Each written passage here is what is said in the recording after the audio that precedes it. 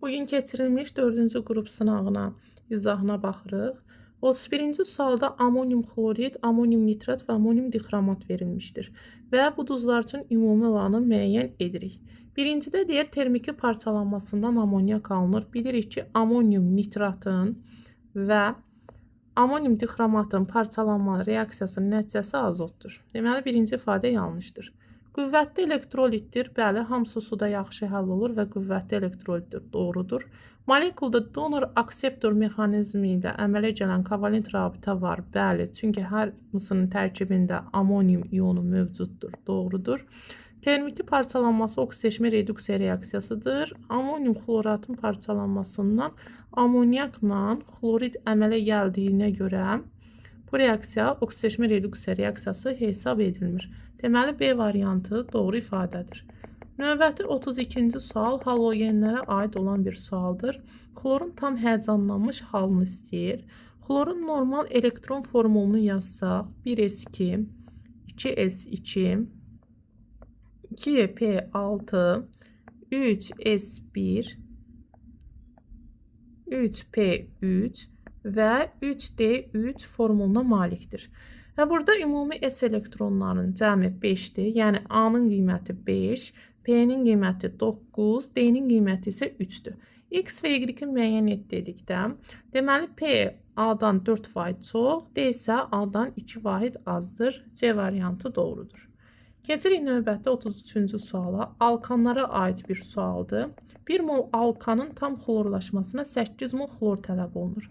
Alkanlarda həmişə xlorun mol sayı əvəz olunan hidrogenin mol sayına bərabərdir. 8 mol deyirsə, deməli nə yazıram? C3H8 yazmalıyam. Karbonun burada 36 qram, hidrogenim isə 8 qramdır. 36-nın 8-ə olan nisbəti 9-un 2-yə olan nisbəti kimidir. D variantı doğrudur. 34-cü suala baxırıq. Molibden 3 oksidin hidrogenlə reaksiyası verilib. Reaksiyanı quraq. Molibden 6 oksidin, üzr istəyirəm, dəmir 3 oksidin. Molibden 6 oksidin hidrogenlə reaksiyasının cavabı molibden üstə gəlsin su. Reaksiyanı əmsallaşdıraq və dəmir 3 oksidin də üzərinə hidrogen gəlsəm, eyni cür hidrogen dəmiri sıxışdırıb çıxardacaq. Dəmir və su. Reaksiyasının cavabı alınacaqdır. Və bunu da biz əmsallaşdırsaq, 3 yazdıq. Deməli, nəyə diqqət edirik? Cəmi 1 mol molibden 6 oksid və 1 mol dəmir 3 oksid. Ümumilikdə 2 mol götürdükdə cəmi bizdə 6 mol su əmələ gəlmişdir. O zaman bizdə 1 molda nə qədər əmələ gəlməlidir? X. X bərabər edəcək 3 mol. Deməli, A variantı doğrudur. Keçirik növbəti suala. Növbəti sual 35-ci sualdır. 35-ci sualda doymuş bir atomlu spirtlərin molekulunda karbon hidrogen rabitələrinin sayını soruşur, polyar rabitələrin sayı soruşur və qeyri-polyar rabitələrin sayı 6 verilir. Və biz alfa-tip karbohidrogenlər mövzusunun izahında demişdim ki, qeyri-polyar kovalent rabitələrinin sayı həmişə karbonun sayından 1% əksik olur. Deməli, onda bizim spirtimiz 7 karbonludur. C7H15OH formuluna malikdir. Karbon-karbon arasında 6 rabitə var. Karbon-hidrogen rabitəsinin sayı, yəni karbonun yanında olan hidrogenlərin sayı qədər 15 olacaqdır. Yəni, X-imiz 15-dir. Polyar kovalent rabitə dedikdə isə 15-in üzərinə əlavə olaraq oksigenin yanındakı hidrogeni gəlirəm və bir də karbonla oksigen arasında olan rabitəni gəlirəm. Yəni, ümumilikdə 17 rabitə olacaq. Y variantı doğru cavabdır. Keçirik növbəti 36-cı testə.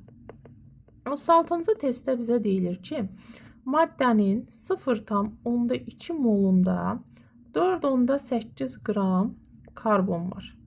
O zaman bunun 1 molunda hesablayıram ki, 24 qram karbon var. 24 qram karbonda 2 karbon atomu deməkdir. 0,2 molunda 0,4 mol hidrogen var deyir. O zaman 1 molunda olan hidrogeni hesablayanda X-in qiyməti 2-yə bərabərdir. 0,2 molunda 12,8 qramdırsa, oksigen veribsə, 1 molunda, yəni X bərabərdir 64 qram oksigen var.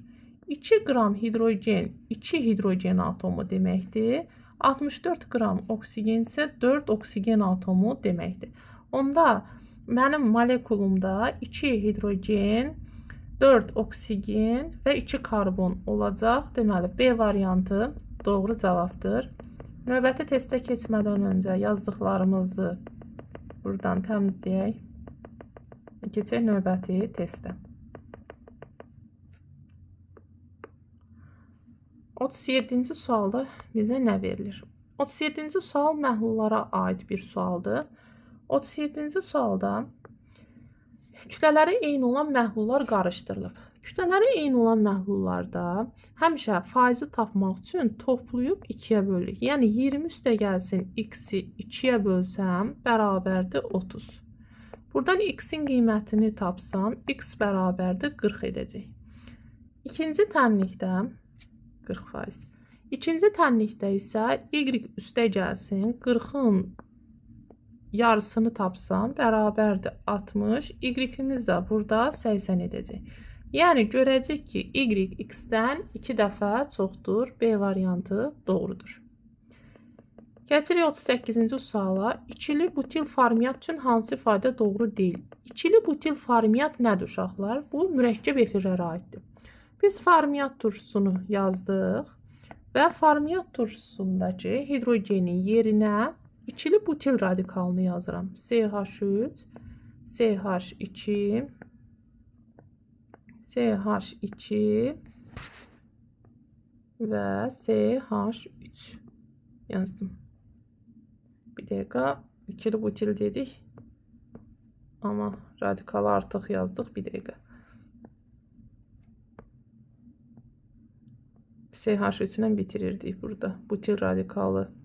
Aha. İndi bizə nə deyir? Valerian turşusunun izomeridir. Biz bilirik ki, mürəkkəb efirlərlə karbon turşuları siniflər arası izomerdir. Valerian turşusunda cəmi 5 karbon var və bizdə də burada cəmi 5 karbon var. Birinci ifadə doğrudur. İkinci ifadədə deyilir ki, karbon atomda 16 sp3 orbital var. Yəni biz 16 sp3-ü 4-ə bölsək, yəni 4 karbonumuz sp3-dür. Həqiqətən də butil hissədəki karbonların hamısı sp3 hibrid vəziyyətindədir. 4 karbon. C variantında karbon və oksigenin nisbəti verilir. Bizdə cəmi 4, bir karbonda 5 karbon, yəni 60 qram karbon var. 60 qram. 60 qram karbon. Və nisbət yazsaq, neçə qramda oksigen var? 2 oksigen olduğu üçün 32 qramda oksigen. Bunları 4-ə ixtisar eləsəm, 15-in 8-ə nisbəti kimidir? Amma bizə nə verib? 3-ün 2-yə nisbəti C variantı yanlışdır. Demə, cavabımız C variantıdır. Keçək növbəti 39-cu suala. 39-cu sualda X və Y arasında gedən reaksiyalarda X və Y-in deyir qatılığını 3 dəfə artırdıqda reaksiyanın sürəti 27 dəfə artır. Bunu variant üzərinə gedə bilərik. Yaza bilərik ki, deməli 27 bilirik ki, 3-ün kubudur. Deməli bizdə əmsalların cəmi 3 olan variantlar lazımdır. A variantında əmsalların cəmi 2-yə bərabər olduğu üçün A variantını götürə bilmirik. B variantında əmsalların cəmi 3 hələ ki saxlayıram. C variantında əmsalların cəmi 3 saxlayıram. D və Y variantında əmsalların cəmi 4 etdiyi üçün atıram. Baxıram indi B variantını. İkinci hal ödəyirmi B variantı üçün? B variantının ikinci halında X-i 3 dəfə artırıb, Y-i 3 dəfə azaltsam, yəni bu 9 dəfə azalma deməkdir. Yəni 3-ü 9-da 1-ə vursam, reaksiya 3 dəfə azalacaq. Ona görə B variantını götürə bilmirəm. Cavabım C variantı doğru cavabdır.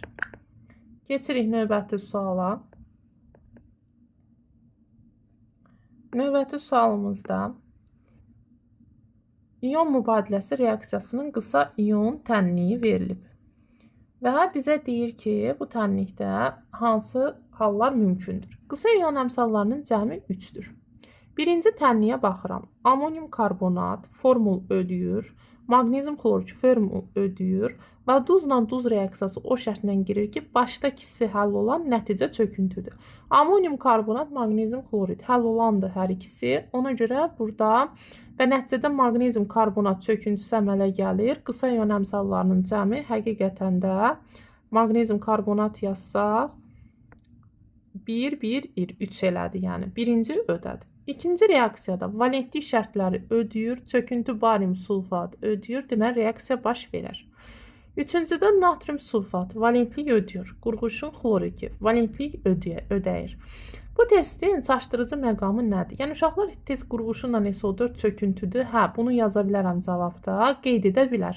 Amma bura diqqət etsək ki, qurğuşun xloridin özü çöküntüdür.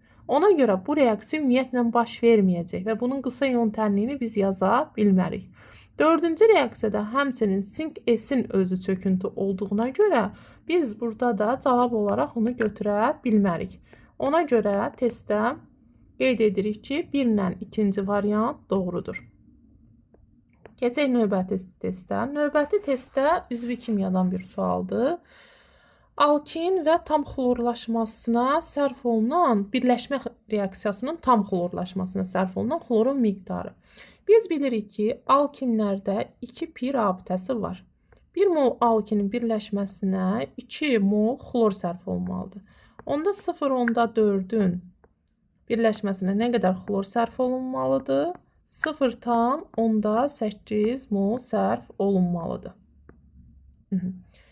Cəmi bizə 1,4 verib və bunun 0,8-i alkinədirsə, yerdə qalan 0,6-sı da alkenin olacaq. Və alkenlərdə də 1 pi rabitə olduğuna görə xlorla 1-in 1-ə mol nisbətində reaksiya daxil olur. Onda cavabın B variantı doğru cavabdır. Növbəti testə keçirik.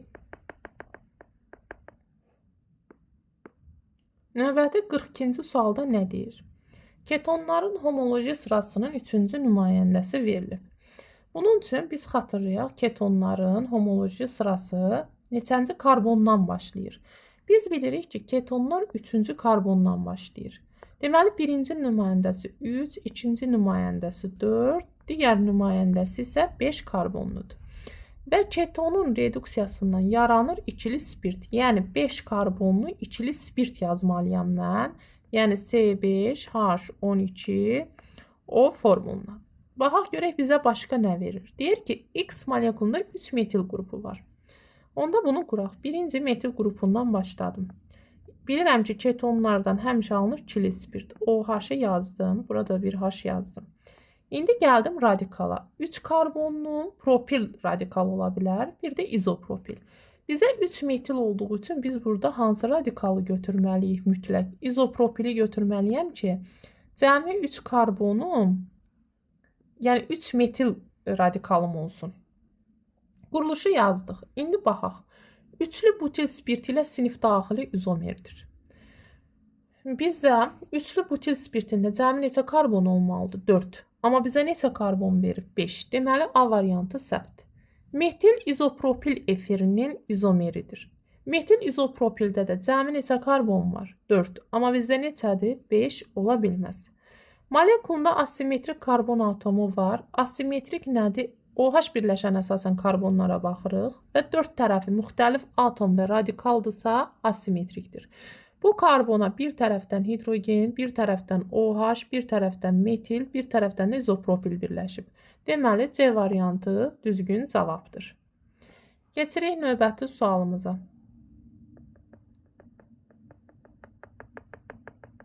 Növbəti suala keçmədən öncə buraları silək.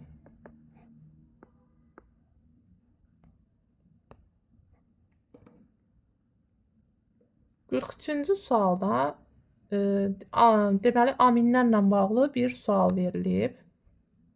Testimizi yerləşdirim. Davam edək. Nə deyir?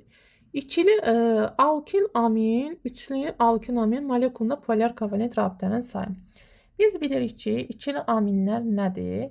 Yəni, amin qrupuna 2 radikal birləşsin. Bax, birinci düşünürəm ki, ikili amində azotla hidrogen. Bir polar kovalent rabitə 7. Yerdə qaldı 12 polyar kovalent rabitə. Bu da azotla karbon arasında olanlar olsun. Çıxdım ikisini. Yerdə qaldı 10-u. Deməli 10 dənə polyar kovalent rabitə radikalda olmalıdır.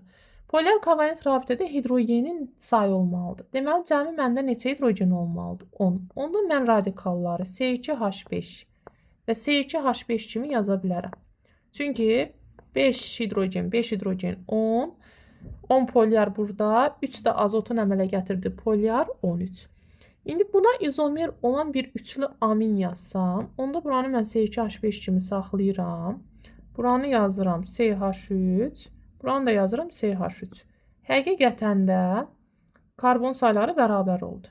İndi polyar hidrogenlərin sayını saysam 3, 3, 5, 11, üstə gəlsin də 3 azotun əmələ gətirdiyi 14. Deməli, C variantı doğru cavabdır. Keçirik 44-cü suala.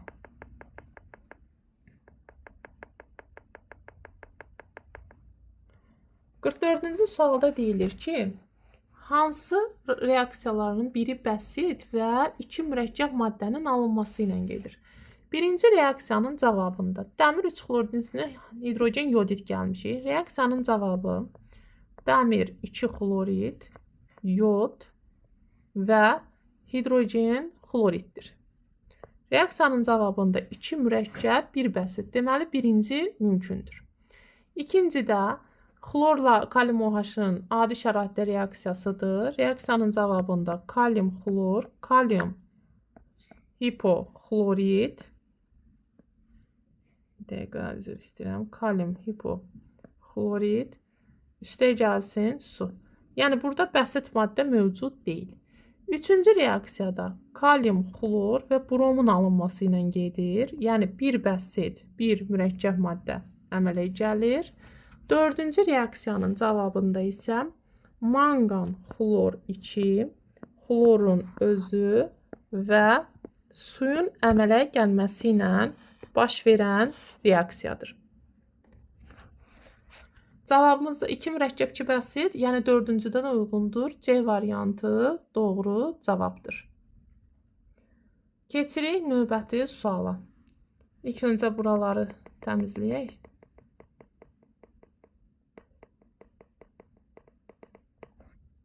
Dəqiqə.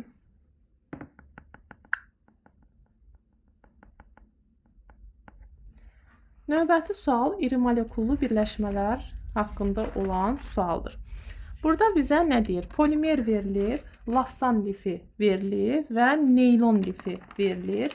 Və bizdən soruşulur ki, makromolekulda karbon atomlarının sayı hər ikisində bərabərdir. Bunun üçün, baxaq, ilk öncə biz xatırlayaq lafsanın nədən əmələ gəldiyi. Lafsan bilirik ki, tereftal turşusundan etilen glikoldan əmələ gəlir. Və etilen glikolda 2 karbon atomu var. Tereftal turşusunda isə cəmi 8, yəni 8 üstə gəlsin 2, 10 karbonu var. Normalda. Polimerləşmə dərəcəsində mol kimi götürə bilərik. Yəni, onda 3000-də 10 vurulsun 3000. Yəni, 30.000 bu karbon atomu edəcəkdir. İndi isə biz danışaq neylon lifindən. Neylon lifi nədən əmələ gəlmişdir? Deməli, heksametilin diaminlə adipin turşusunun qarşılıqlı təsirindən əmələ gəlib. Heksametilin diamində deməli 6 karbonumuz var və bizim adipin turşumuzda da 6 karbon. Yəni ümumilikdə nə qədər var? 12. Onda biz bunu 12-yə bölsək, molunu tapmış olarıq da, biz də 30.000 karbon istəyirik axı. 12-yə bölsək və ixtisarımıza aparsaq burada 4, burada edər 10.000. 10.000-i də 4-ə bölsək 2500. Yəni D variantı doğru cavabdır. Keçirik növbəti testimizə. İkincə buraları təmizləyək testə keçmədən öncə.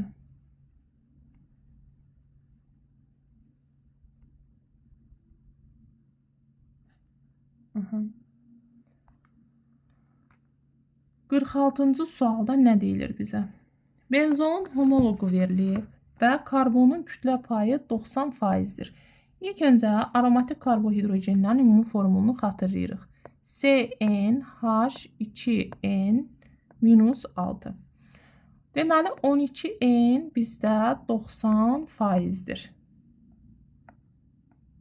12n 90%-dirsə, onda 2n-6 da 10%-dir. 10%-dir. Buradan hesablayaq, ixtisarlarımızı aparaq. Burada qalsın 9. 18n çıxılsın 54 bərabərdir 12n.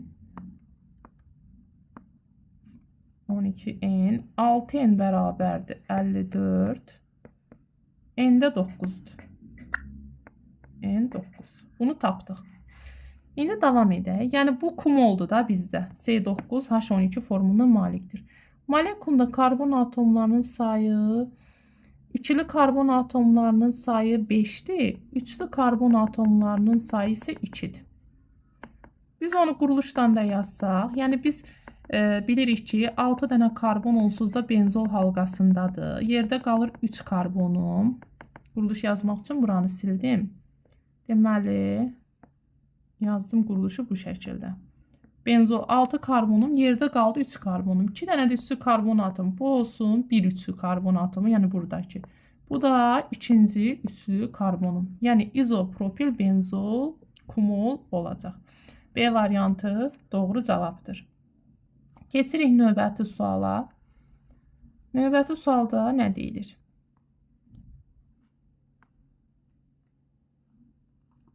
Qırx 7-ci sualda deyilir ki, hansı mərhələlər molekullararası oksidləşmə reduksiya reaksiyasıdır? Baxaq. Birinci reaksiyamız nədən başlayıb? SO2-nin üzərinə H2S gəlməklə reaksiya baş verilib. Bilirik ki, reaksiyanın cavabında kükürt üstə gəlsin, su əmələ gələcəkdir. Yəni, burada kükürt müsbət 4-dən və mənfi 2-dən keçib 0-a. Bu bizdə nə oldu? Kommutasiya, yəni əks öz-özünə. Deməli, birinci getdi.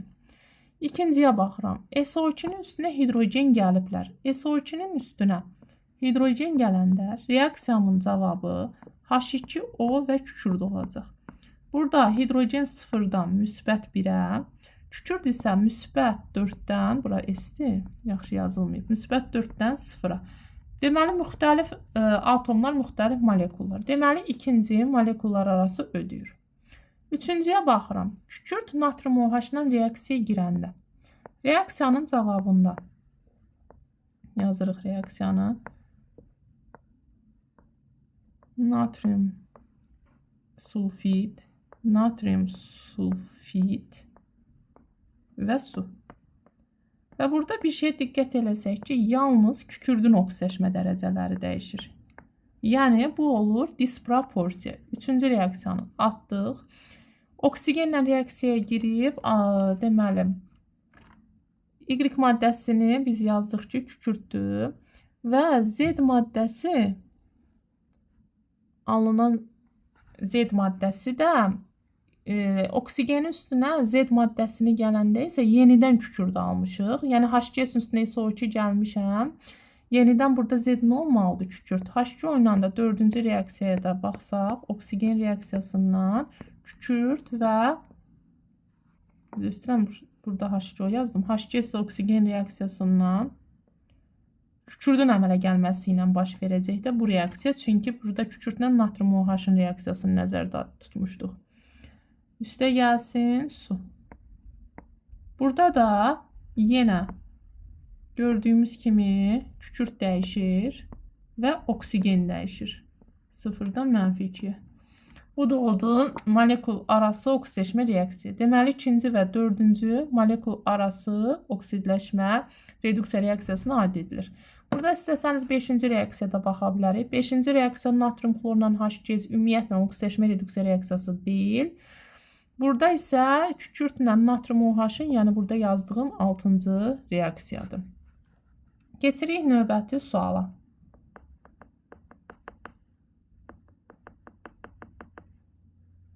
Buraları təmizləyək və növbəti suala keçək. Bir dəqiqə. Reaksiyaları çox yazdıq.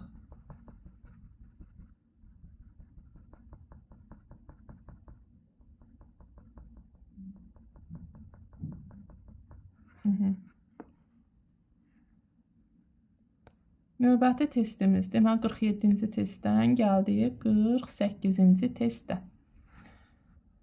48-ci test yenə halogenlərə aid bir sualdır.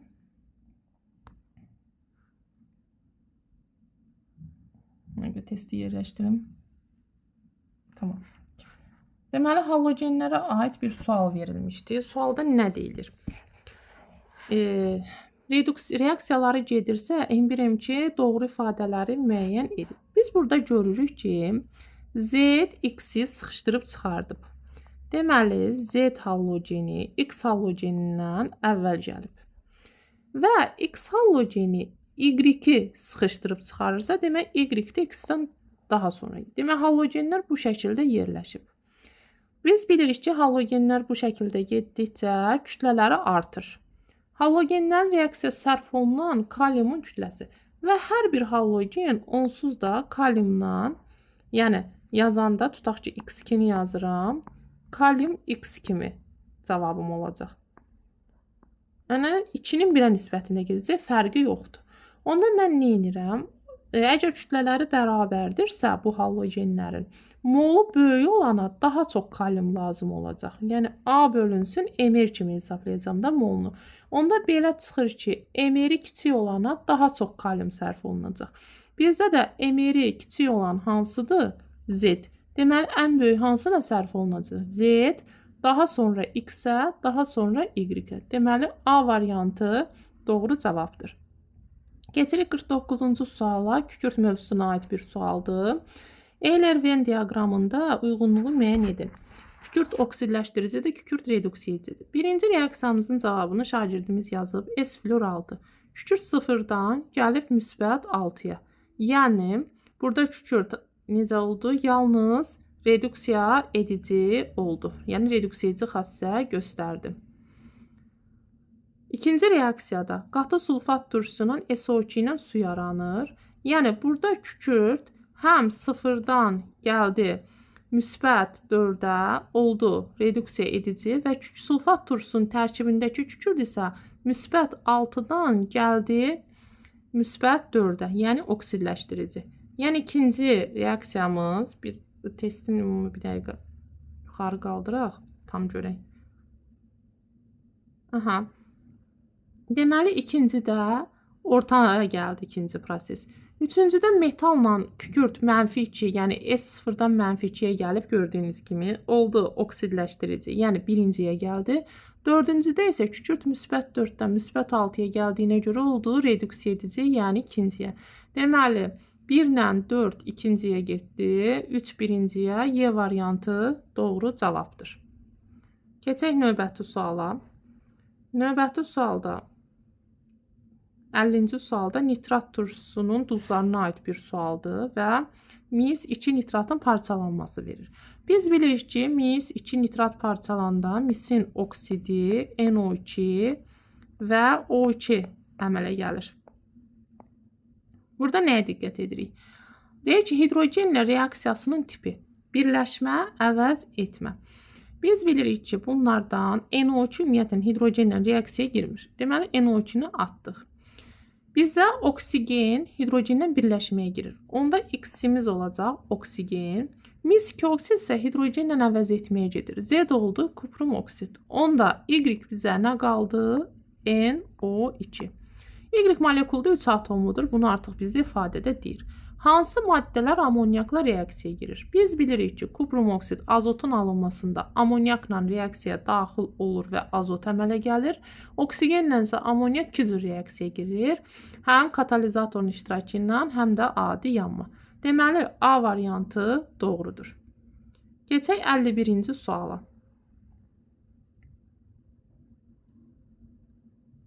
51-ci sualda baxaq nə verilir.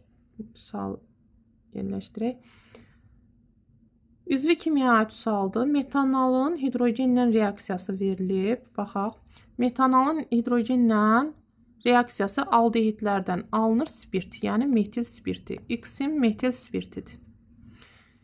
Digərində metanın kuprum OH2 ilə reaksiyasından cavabımız olacaq qarışqa turşusu OH. Qarışqa turşusunun üzərinə də natrium OH gəlsəm, reaksiyanın cavabında karbon, oksigen, O natrium əmələ gəlir. Karbon atom oksidaşma dərəcəsini müəyyən edin. Birincidə müəyyən edək. Hidrogenlər müsbət 1, oksigen mənfi 2, karbon X. Biz bilirik ki, cəbri cəmimiz 0-a bərabər eləməlidir. Bu zaman karbonun burada mənfi 2 oksidləşmə dərəcəsi göstərəcək. Digərində gəldiksə, qarışqa turşusunun ümumi formulunu yazsam, hidrogenlər yenə müsbət 1, oksigen mənfi 2, mənfi 2, karbon dedəcək müsbət 2. Duzunda isə heç bir oksidləşmə reduksiya reaksiyası baş vermədiyinə görə elə müsbət 2 olaraq qalacaq. Yəni, A variantımız doğrudur. Keçirik növbəti 52-ci suala. 52-ci sualda nə deyilir? Şaxəli quruluşlu alken molekulunda sp2 hibrid orbitalları rabitə yaradan bütün orbital sayının 25%-ni təşkil edir. Biz bilirik ki, alkenlərdə cəmi 2 dənə karbon sp2 vəziyyətindədir. Yəni, neçə onda sp2 buludum var? 6. Cəmi 2 karbonum sp2 vəziyyətində olduğu üçün.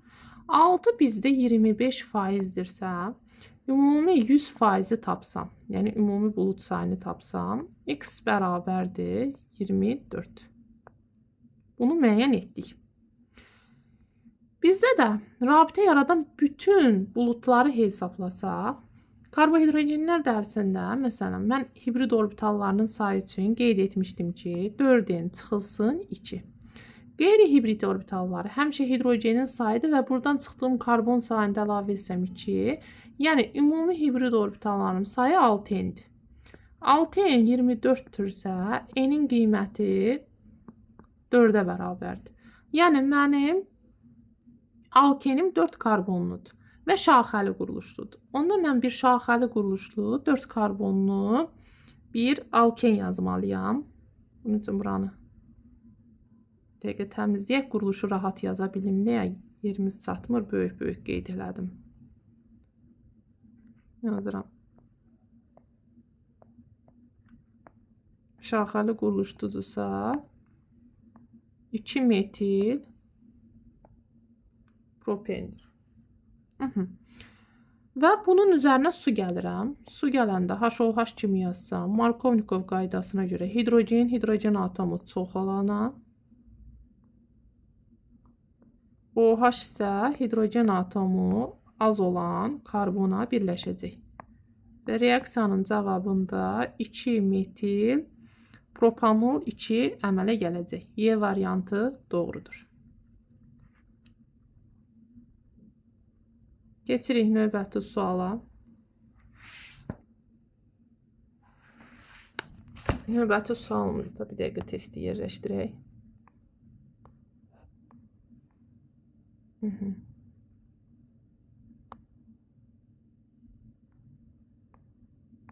Dəqiqə. Və testdə qarışıq düşüb şəkillər. Deməli, biz bunu 52-ci sualdan sonra, keçirik, burada situasiya gəlib sonra. 53-cü suala baxırıq. Nə verir? Alkin molekulu, alkin verib, hidrogen atomlarının sayı 8-dir. Üçlü karbon atomlarının sayı isə 1-ə bərabərdir. Hansı ifadələr doğrudur? Alkinlərin ümumi formulundan istifadə edək burada da. Bilirik ki, alkinlərdə hidrogen sayı 2n-2-dir. Bərabərdir 8. 2n bərabərdir 10. N edəcək 5. Deməli, bizim cəmi 5 karbonumuz var alkindir. Və bu alkin molekulunda bir dənə üçlü karbon atomu varsa, quruluşla yazaq. Karbon, 3 qat rabitə, karbon. Bunu üçlü eləyə bilmərik. Onda məcbur bu karbonu üçlü yaza bilərik. Bu şəkildə quruluşunu yazdıq. Hansı ifadə doğrudur? Natriumun amoniakla məhlula reaksiya daxil olur. Bəli, çünki 3 qat rabitəsi kənardadır. Birinci doğrudur. Səmərəli üsulla adı propil asetatdır. Səmərəli üsulla adı asetlendir, üzr istəyirəm. İzopropil asetlen olmalıdır. 2 səhvdir. Molekulunda sp3 hibrid orbitalları bütün hibrid orbitalların 75%-ni təşkil edir. Baxaq, bunun bütün hibrid orbitalları.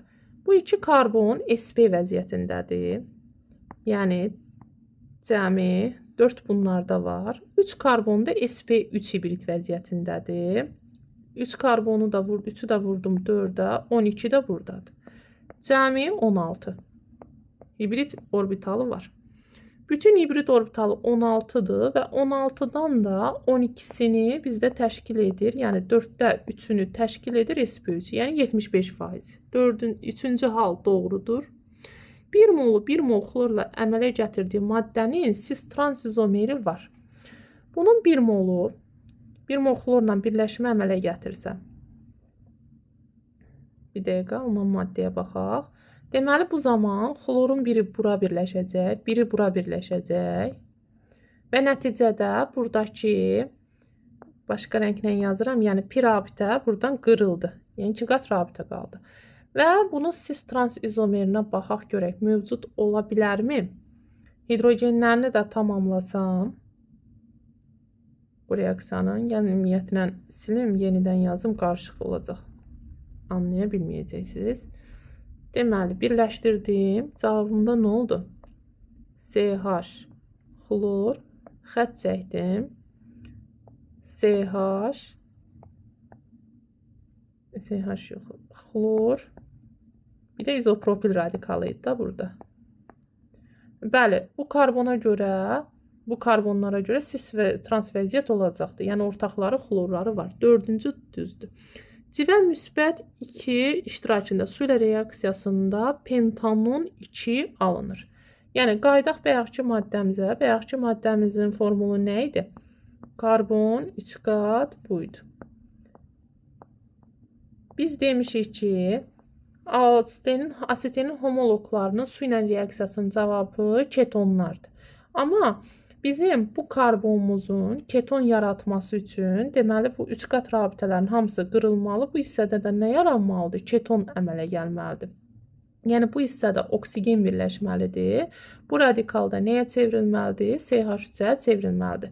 Biz bunu adlandırsaq, ən uzun zəncir seçsək, 3 metil butanon 2 adlanacaq. Amma pentanon 2 yazdığına görə 5-ci səhvdir. 1, 3 və 4-cü suallar doğrudur. Cavablar doğrudur. Keçirik növbəti suala. 54-cü sualda. Alüminium verib, tam reaksiya sərf olunan xlorun miqdarı verib. Bir dəqiqə.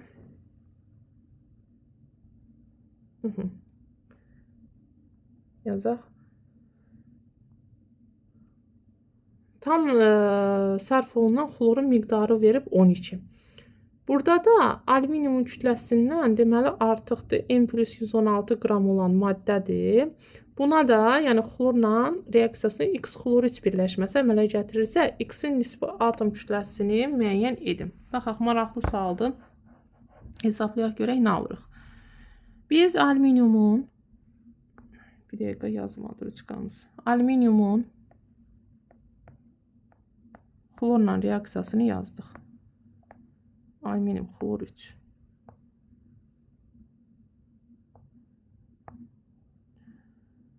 Belə yazaq da, deməli 2 bura, 2 bura, 3 bura. Mən bilirəm ki, bunun 54 qramı neçə mol xlorla reaksiya girir? 3 mol. M qramı da nə qədər xlorla reaksiya girəcək onda? 3M bölünsün 54. Bunu yadımda saxlayıram. İndi baxıram digərinə. X də, yəni bizə orada verilib də, buradan yazıram, yerimiz qalsın. Xlor 2. Burada 2'dir, burada 2'dir, burada 3'dür yazdım. Deməli, mənim burada xlorum nə qədər olmalıdır? Bunun, belə deyək də, A yerinə deyək də, 2x-inə 3 mol xlor sərf olunur. M plus 116'sına isə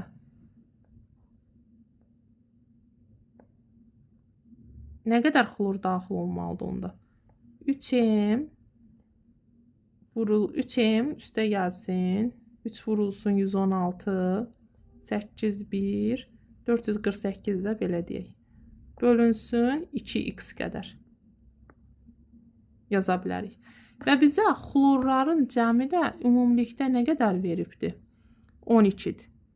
Və hə, bir də burada qeyd olunur ki, X və alüminium mol sayları eynidir. Onda gərək biz bunların mol saylarından geçsəydik, mol sayları eynidirsə, deməli hər ikisində mol sayları eynidirsə, burada siz nəyə diqqət eləməliydik? Mol sayları eynidirsə, onda hərəsinə bölərdik də xlor saylarını. Yəni ümumilikdə bunların 4 moluna, oranı oxumadım. Birbaşa hesablamaya keçdim. 4 moluna. Ümumiyyətlə, yəni 2 mol bu, 2 mol bu anda 6 mol xlor sərf olunursa, 12 mol xlor da bunların 8 molunadır da, belə deyək. 8 mol üçündür. Yəni 8 mol. Onda 4 mol budur, 4 mol da digəridir. Onda biz bunları kütlələrlə yox, ümumi mollarla gedə bilərik də. 4 mol aldıq. Onda bu hissəni silirəm, mola çevirirəm uşaqlar. Çünki bu cür yazanda məhsulumuz çox olacaq. Onda mən bilirəm ki, alüminiumun 1 moluna 3 moldursa, biz bayaqlarım dedik ki, bunlar da digər reaksiyanda yazaq. X üstə gəlsin. Xlor 2.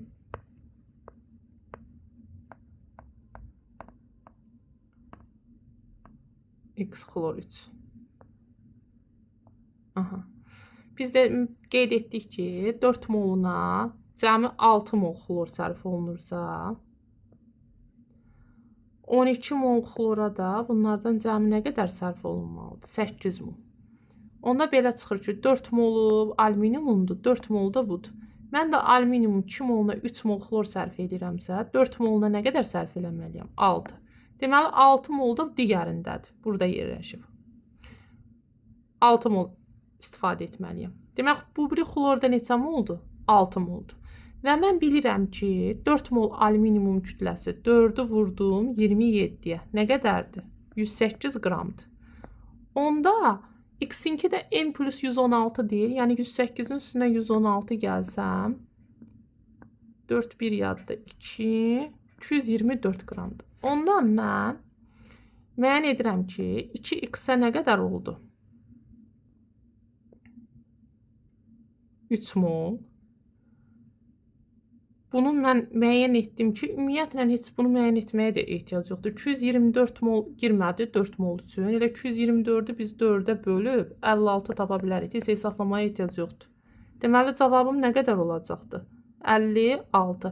Çünki zaten mən bilirəm ki, molları bərabər olduğuna görə 4 mol deyildi. 224 mol tapdım bunun kütləsi. 1 molu axtarıram. Yəni X-in atom sayını axtarıram. 224 ilə 4-ə bölsəm kifayət eləyəcək. Yəni cavabım 56-dır. Yəni söhbət burada dəmirdən gedir.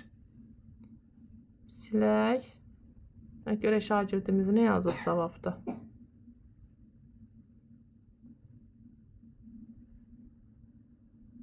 Bəli, 56 yazıb. Doğru cavabdır.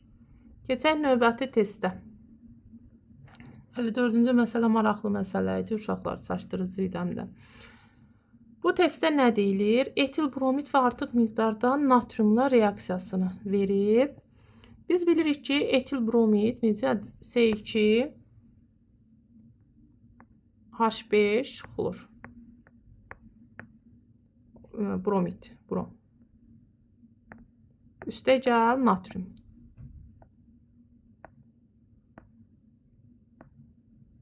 Reaksiyanın cavabında C4 H10 üstə gəlsin natrium bromid. Reaksiyanı əmsallaşdırdım. İndi nə deyir? Amol X maddəsi əmələ gəlir, yəni XC4H10-dur. Amol X qazı neçə mol hidrogenlə qarışdırmalıdır ki, Alınan qaz qaşının orta moları 9 olsun. Gəl indi biz baxaq. Bizə 109 qramdan görək bunun neçə mol əmələ gəlib. Hələ baxaq görək neçə mol əmələ gəlir. X mol.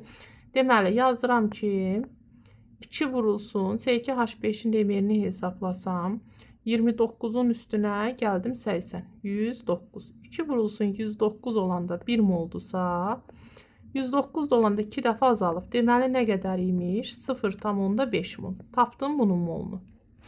Orta molların da düsturundan bilirəm ki, orta molları tapanda molları vururam kütləyə. İndi S4H10 alındı da bizdə.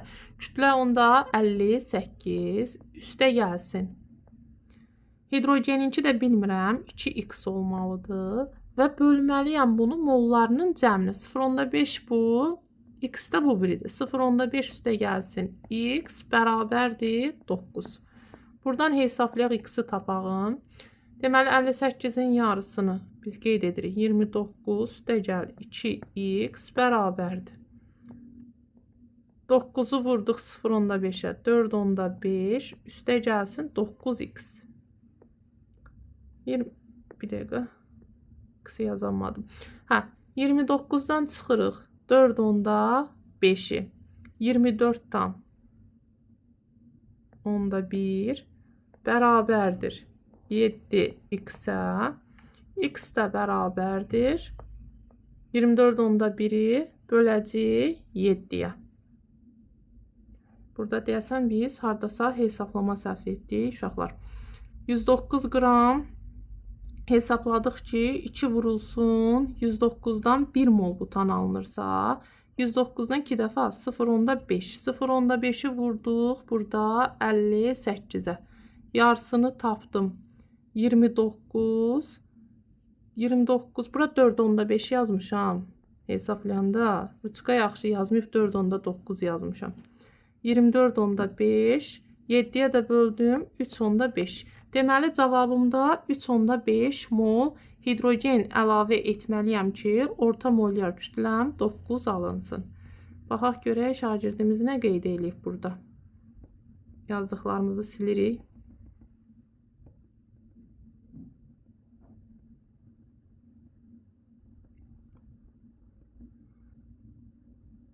Bir dəqiqə.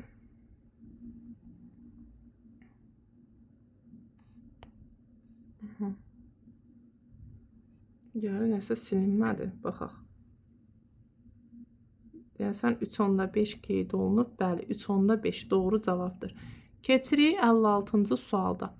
56-cı sualda istilik törətmə yanma istiliyi ilə bağlı sualdır. Bizə deyir ki, propanın yanma istiliyini tapın. Biz bilirik ki, yanma istiliyi neçə mol üçündür? 1 mol üçündür. Propanın da formulu C3H8-dir də. MR-i neçə eləyəcək bizdə? 44. 44-ə uyğundursa, deməli, yanma istiliyi deyirsə 44-də yazıram x mol yanma istiliyi. Bura diqqət edirəm ki, kiloqram verib. Yəni, 1 kiloqramda neçə qramdır? 1000 qram. 1000 qram yananda da nə qədər istilik verib? 50.000.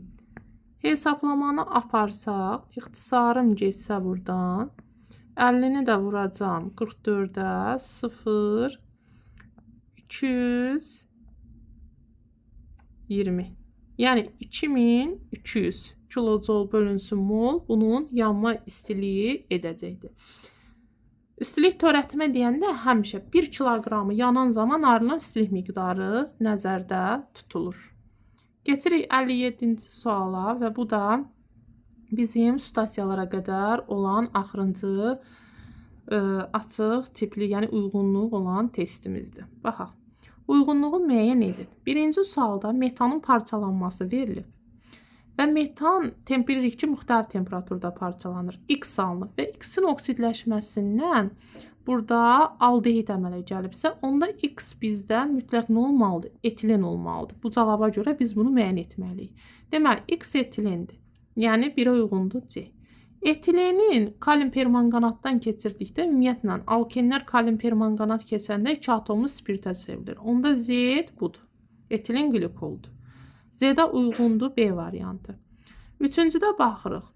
Metanın parçalanmasının su ilə reaksiyasının cavabı sirkə aldehididirsə, deməli bu Y maddəsi də asetilendir. D variantı doğru cavabdır. Bununla sitasiyalara qədər olan bütün suallara baxmış sayılırıq. Sitasiyalara nəzər sayılırıq. Sitasiyalara nəzər keçirək, baxaq görək burada sitasiyalara hesablama edə bilirikmi, yoxsa cavab kağızında bizə qeyd olunub. Baxaq. Sitasiya nə verilib? X duzunun məhlulunu dəmir lövhəyə daxil edildikdə, bu zaman dəmir lövhə üzərində açıq çəhrayı rəngli metal ayrıldı. Tərkibini müəyyən etmək üçün duz alınan məhlulun üzərinə kalium OH əlavə etdikdə göy rəngli Y çöküntüsü və X duzunun termiki parça qonur rəngli qaz ayrıldı. Aha, deməli, bizdə bu lövhə məsələsidir. X duzun məhluluna dəmir lövhə əlavə etdik. Dəmir lövhə əlavə etdik və burada alınan açıq cərrahə rəngli metal söhbət misdən gedir. Bunu hardan bilirik? Yəni biz tutaq metalın rəngini bilməsək də, burada diqqət edin, qələvi gəldim üzərinə. Nə yarandı? Göy rəngli çöküntü. Buna görə mən metalı bildim ki, misdir. Bizdə Y çöküntüsü, yəni ikinci kuprum OH2-ni yazdı, düz yazıb. Adını da yazıb mis 2 hidroksid. Buranı bildik. Deməli 8 düzdür. 59-a baxaq. Birinci reaksiyada X duzunun 400 qram 4,4% məhlulda 26 qram dəmirin tam reaksiya başa çatdıqdan sonra lövhənin kütləsini hesablayın. Mən burada duzu necə müəyyən etməliyəm?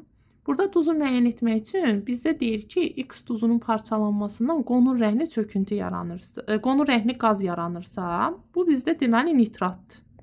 Mis 2 nitratdır. Bunu dəmirlə reaksiyasını yazıram. Dəmir 2 nitrat üstə gəlsin nə alınacaqdır? Mis.